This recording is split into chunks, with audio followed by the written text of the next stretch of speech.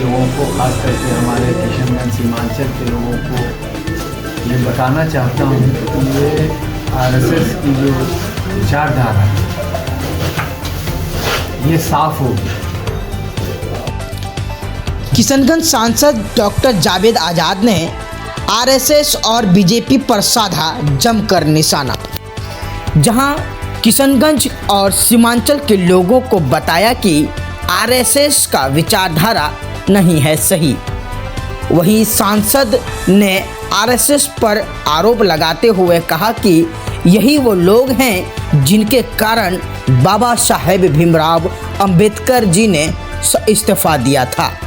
इस दौरान गृह मंत्री अमित शाह पर निशाना साधते हुए उन्होंने कहा कि ऐसे लोगों को हिंदुस्तान के हुकूमत चलाने का कोई अधिकार नहीं है जो संविधान बनाने वाले के खिलाफ इस प्रकार अपशब्दों का प्रयोग करे। इससे साफ साफ पता चल रहा है कि आरएसएस की मंशा क्या है। सांसद ने प्रधानमंत्री से आग्रह किया कि गृह मंत्री अमित शाह को इस्तीफा देने बोले और देश भर में घूम घूम कर माफ़ी मांगे। पहले आप लोगों का शुक्रगुजार हूँ कि आप लोग आए और सबको आदाब पड़ा। अभी 22 तारीख है, 20 तारीख को पार्लियामेंट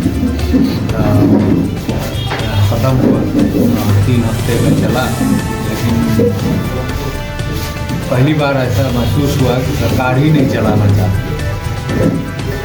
क्योंकि एक ऐसा मुद्दा था जो पूरे मुल्क के लोगों से ताल्लुक़ रखता है। वो मुद्दा ये है अदालत का। इस तरह पूरे अमेरिका के कोर्ट ने फैसला सुनाया है, गिरफ्तारी का ऑर्डर दिया है।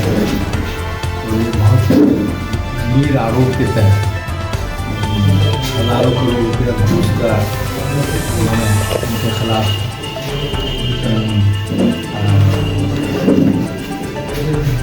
शिकायत है। और हम लोग देख भी रहे हैं कि पूरे मुल्क में, चाहे हवाई जहाज़ का हवा अड्डा हो या पानी जहाज़ का, पोर्ट्स हो, रेलवे, माइंस, बिजली, सब कुछ दी जाती है। आज हम लोग परेशान हैं क्योंकि हर चीज़ों की कीमतें बढ़ गई है और लाजमी है बढ़ना, क्योंकि गिने चुने लोगों को आदरणीय मोदी जी अपना कॉन्ट्रैक्ट दे रहे हैं, हिंदुस्तान की जो दौलत है वो दे रहे हैं।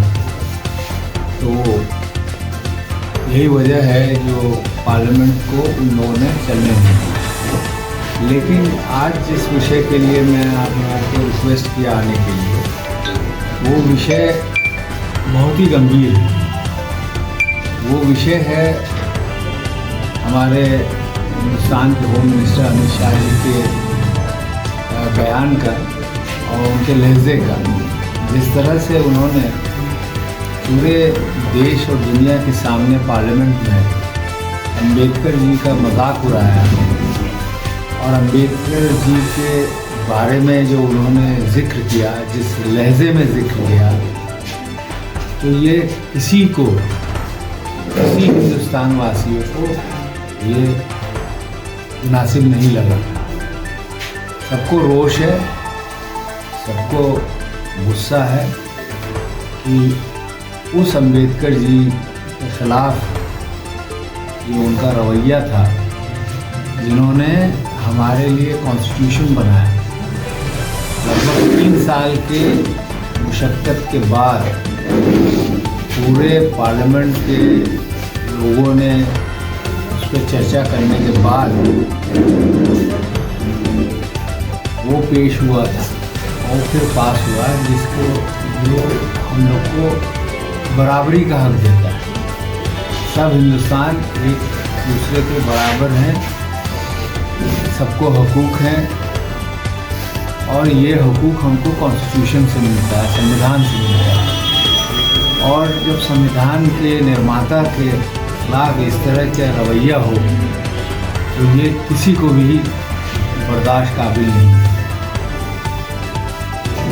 इसमें ये भी सामने आ गया कि आरएसएस का बाबा साहब अम्बेडकर के खिलाफ कितनी नफ़रत थी वो ज़ुबान पे आ ही गई। तो इसका हम लोग निंदा करते हैं और हम लोगों ने पार्लियामेंट में अमित शाह जी का इस्तीफ़ा मांगा। हम चाहते हैं कि अगर वाकई में हम संविधान को मानते हैं, संविधान की इज़्ज़त करते हैं, बराबरी का जो हमें हक देता है उसकी हम इज़्ज़त करते हैं, यह हम सब का फ़र्ज़ बनता है कि इसके बारे में जो लोगों में रोष है,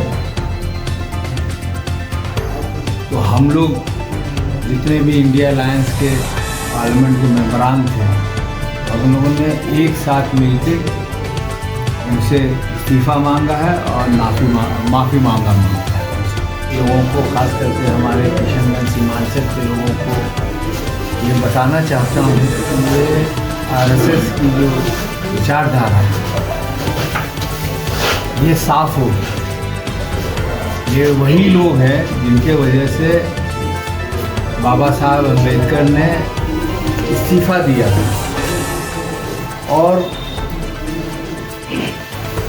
आरएसएस के लोग, जैसा कि हमारे राष्ट्र के leader of the opposition Rahul Gandhi ji, हमारे नेता ने कहा कि आरएसएस वाले मनुस्मृति लाना चाहते थे। इसमें कुछ चंद ही लोग जो है हिंदुस्तान के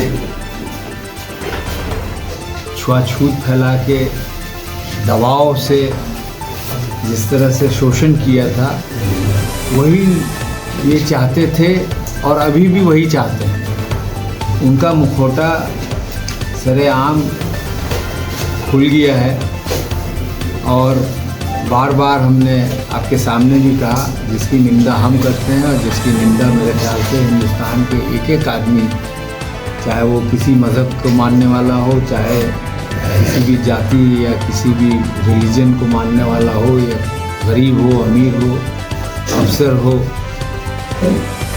बेरोज़गार हो, किसान हो, युवा हो, जो भी है, वो इस तरह के बयानात मेरे समझ से कतई बर्दाश्त नहीं करेगा। और मैं आखिर में आप लोग के माध्यम से ये बताना चाहूँगा कि सबसे बेहतर यही होगा कि आदरणीय प्रधानमंत्री जी अपने गृह मंत्री जी को इस्तीफ़ा देने को मजबूर करें, ताकि लोगों में ये जो ये एक तरह का घात हुआ है दिलों पे, उसका भरपाई हो और इस तरह के लोगों को हिंदुस्तान की हुकूमत चलाने का कोई अधिकार नहीं।